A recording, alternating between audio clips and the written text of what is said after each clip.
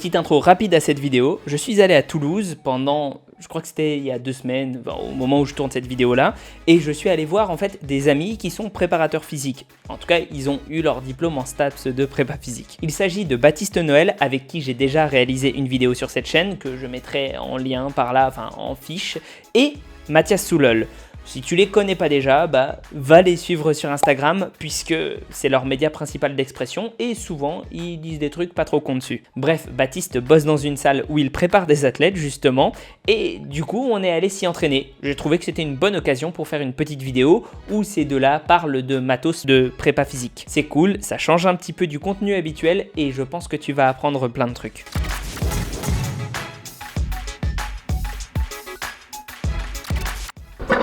Alors ça s'appelle comment? Ça c'est un chariot. Ok. Du coup ça permet de faire de la prépa physique si tu veux, plutôt orienté spécifique terrain dans une dynamique d'avancement, tu vois. On a pas mal d'exercices comme le squat jump, etc. qui bossent sur des productions de force de manière verticale, mais on a peu d'exos qui mettent une intention de vitesse sur du transfert horizontal. Du coup ça te permet vraiment de bosser sur des angles spécifiques, travailler aussi sur des alignements, tu vois. Par exemple tu peux te mettre comme ça, avoir différentes consignes. Soit tu demandes à ton athlète d'aller le plus vite possible, et dans ces cas-là tu prends un certain pourcentage de poids de corps pour mettre une certaine vitesse. Soit tu bosses notamment sur des alignements, par exemple tu vas demander à ton athlète d'avoir les bras tendus et de garder une certaine poussée sur cet exercice-là, tu vois. Et en particularité, si tu charges un peu plus, tu vois que tu es sur des angles spécifiques au niveau de ta cheville qui sont plus importants que sur un squat, et que ça permettrait de bosser aussi ta mobilité, entre autres, quoi, tu vois. Ok, et donc du coup ça c'est intéressant aussi peut-être parce que c'est du concentrique pur, non? Ouais, tu fais du concentrique, tu peux... Oui, voilà, entre autres, tu peux faire ça, pas mal de choses. Après, tu peux utiliser ça aussi en pattern de tirage, tu vois. Tu peux rajouter par exemple des sangles, tu viens tirer, tac, comme ça. Ok. Donc du coup, athlète type rugby, type... Footballeur, ça peut être assez polyvalent, mais ouais, c'est plutôt utilisé pour les rugbyman, entre autres. Tous les patterns de poussée sur terrain, quoi, d'impact, etc. Ouais, dans les mêlées, les trucs comme ça doit... Ouais. Et... Vas-y, montre-nous un peu comment tu t'en sers. Tu es d'accord ça là? Ouais. Vas-y. En fait, alors soit tu te mets comme ça, donc ce que je te disais, vraiment tu travailles sur une poussée optimale, tu vois, soit tu rajoutes une intention de vitesse, tu vois. Ok. Ça t'embarque. Ah ouais, c'est violent. Encore là, tu vois, on n'est pas bien réglé dans le sens où il faudrait rajouter plus ou moins de poids et régler la hauteur de fil, qui est une tension continue, tu sais. Ouais, pour que ça te En fait, l'objectif c'est vraiment de tirer et qu'il y ait l'excentrique qui vienne te ramener, tu vois, et tu bosses à la fois sur les deux phases de contraction, quoi. D'ailleurs, Mathias est spécialiste de la contraction excentrique. C'est exact. Non, je suis pas spécialiste du tout, je suis intéressé par la contraction excentrique. C'est pas pareil. Ok, d'accord. Les spécialistes et les chercheurs. Ok. C'est pas nous. Bah, t'es quand même un peu en train d'essayer de publier un truc sur la contraction excentrique. Oui. Donc t'es un peu quand même un chercheur. Oui, bien modestement. Le mec le type le plus humble du monde, il dit ouais non mais c'est pour les chercheurs. Non, je veux dire, c'est même pas moi qui ai écrit le papier, j'ai écrit qu'une toute petite partie, tu vois. J'ai fait que le protocole. Ouais, bah c'est déjà pas mal. T'as déjà participé. C'est déjà mieux que ce que certains qui se prétendent experts sur Instagram. Genre Geek and Fit. Ouais, putain, Ah, le cancer quoi. Putain, mais ce bâtard. Je peux pas dire des mots plus violents parce que sinon YouTube va démonétiser. Censuré. mais le... Vous avez été trop violent envers votre communauté. Et du coup, tu disais au niveau du... tu t'en parlais un petit peu tout à l'heure, il y a quelques petits papiers qui commencent à sortir sur la flywheel. Et du coup, c'est intéressant pourquoi? Le truc, c'est qu'une fois que tu as créé de l'inertie avec la phase concentrique, normalement, tu as le même retour en excentrique. Okay. À peu près, et comme disait Baptiste tout à l'heure, en fait, tu es censé pouvoir la régler pour avoir une tension continue. Et donc, si vraiment tu as envie de t'amuser à faire de l'excentrique rapide, il suffit vraiment que tu mettes beaucoup d'inertie sur le concentrique et immédiatement ça t'amène sur de l'excentrique rapide et c'est à toi de vouloir arrêter la fameuse roue et son inertie, quoi. Et du coup, l'excentrique rapide, ça a quels avantages? À peu près les mêmes que ceux de l'excentrique long, à la différence que d'habitude on est un petit peu moins lourd en termes de pourcentage de RM. Et c'est un petit peu plus spécifique aux gestes sportifs. D'accord, donc en gros ça t'aide à être meilleur dans le sport sur le mouvement donné. Prends un rugbyman qui est lancé à fond, n'importe quel type de gabarit, mais c'est vrai pour les piliers, c'est vrai pour les ailiers, qu'importe. il est lancé à fond et paf, il y a un changement de direction à faire ou alors il y a un changement d'action, tu vois, tu te retrouves avec une contre-attaque ou n'importe quoi, tu vois. Le mec doit s'arrêter, doit décélérer le plus vite possible pour repartir. Décélérer, c'est de l'excentrique rapide. Ok. C'est-à-dire la quasi-totalité des sports qui demandent des changements d'appui, c'est de l'excentrique rapide quasiment. Ok. Pareil, quoi. Et du coup, bah, forcément, et ça doit pouvoir te permettre aussi, comme tu mets sur la phase concentrique, tu mets un certain temps, on va dire, et que tu peux choisir de décélérer sur une période très courte, bah, ça doit pouvoir surcharger en fait dans cette phase-là du mouvement, quoi. C'est ça? C'est ça, ça ressemble à ça. Mais il y a une littérature assez intéressante sur les flywheels. Ouais. Ça marche relativement bien. Bon, je la ferai apparaître à l'écran du coup. La littérature en question. Oui, on a quelques on a des méta-analyses sur le sujet. Okay, d'accord. Ok, nickel.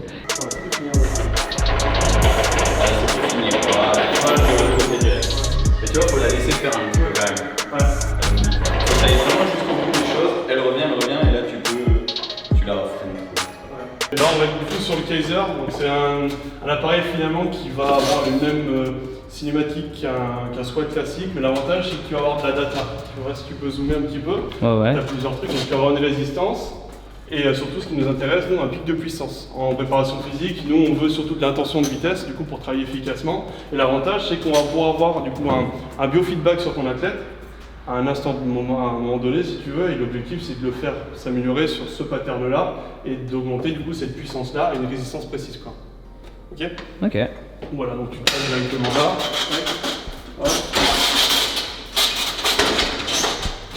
Là, on a un exemple de biofeedback qui est sorti directement avec cette machine-là.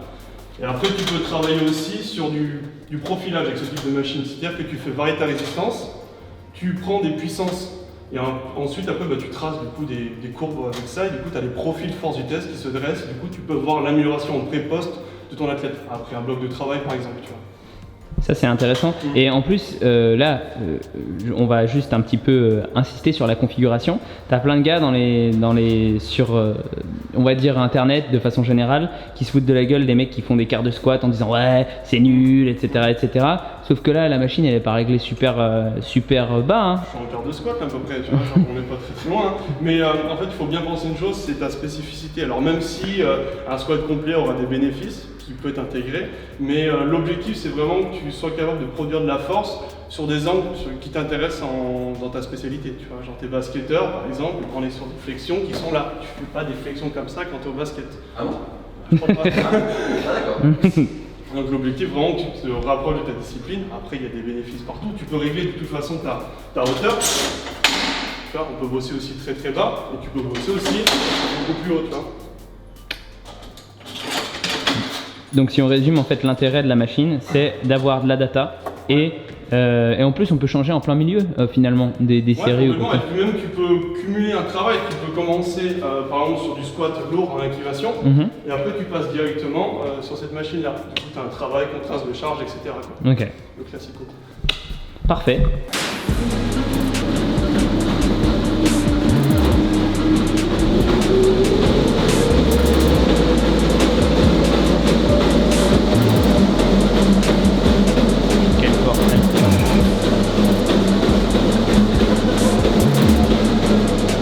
Là on est sur des machines pareil qui permettent de travailler essentiellement l'aspect vitesse, on va pas faire d'endurance là-dessus.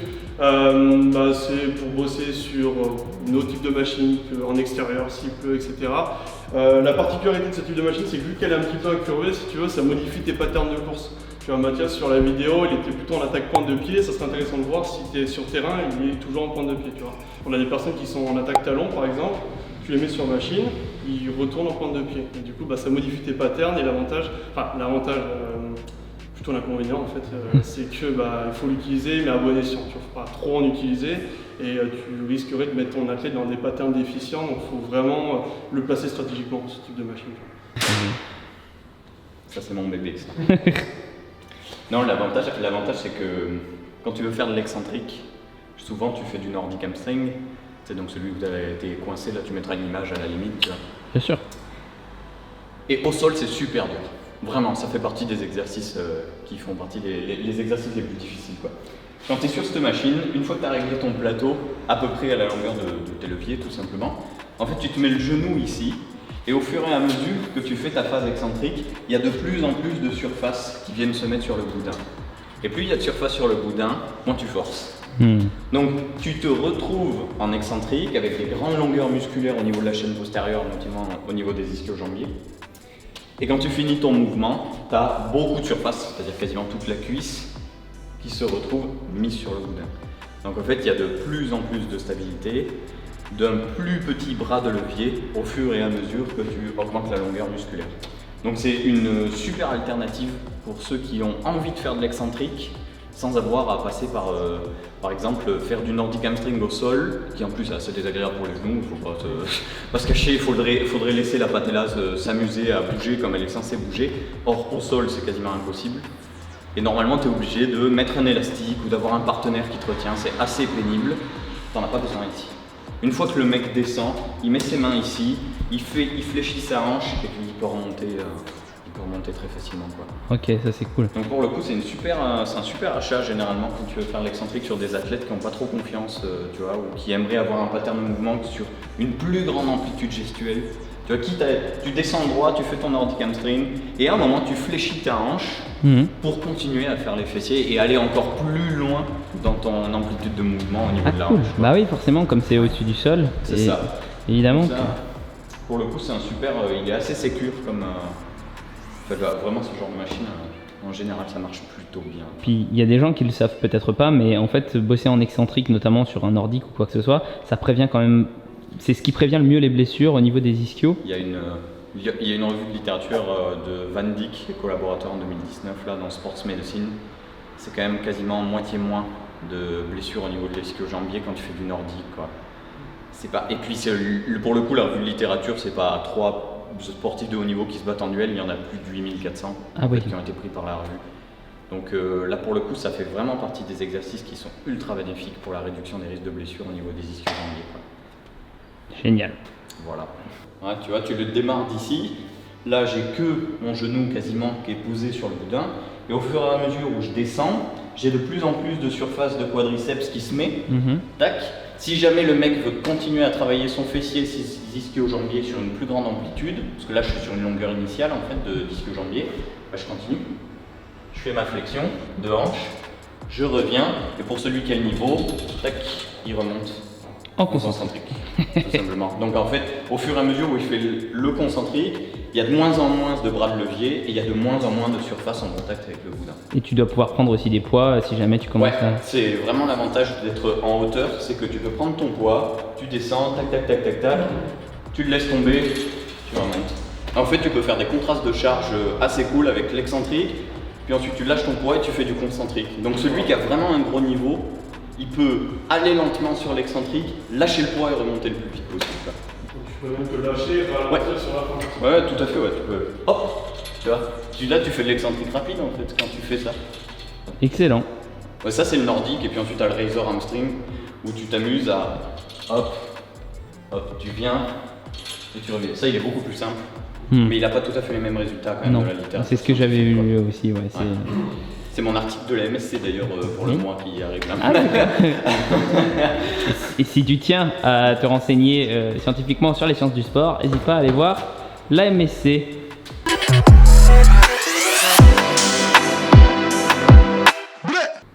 Bien sûr.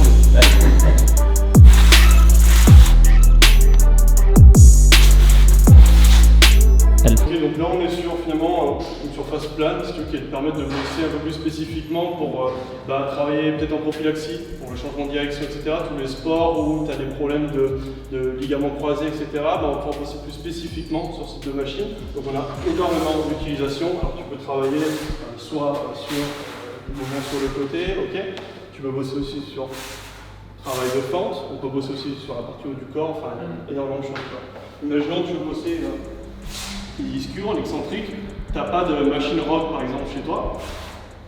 Tu bosses comme ça, tu contrôles. Voilà, par exemple, tu vois, il y a énormément d'utilisation.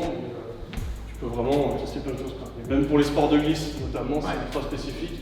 Et là, Mathias va pouvoir peut-être introduire. Non, bah ouais, mais c'était l'idée que quand j'étais à Dijon, on s'est occupé des Dux, c'est l'équipe pro de hockey à Dijon.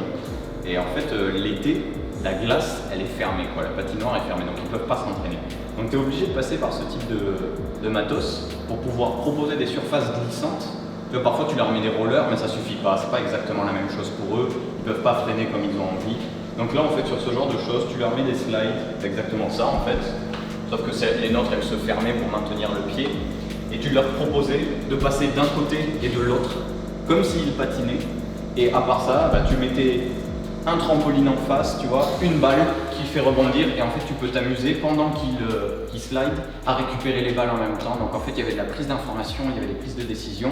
Et tu dois conserver ton pattern moteur de slide le plus correct possible, quoi. Donc vraiment, c'est ultra utile pour les mecs qui font des sports collectifs avec des reprises d'appui. Et puis pour nous, les Dux, c'était juste génial ce genre de matos, quoi.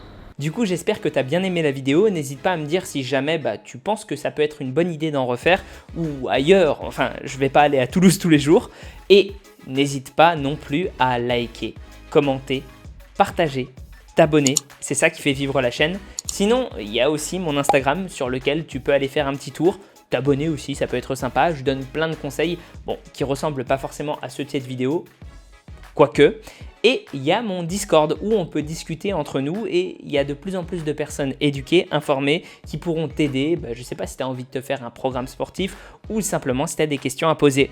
Sur ce, prends soin de toi et à la prochaine.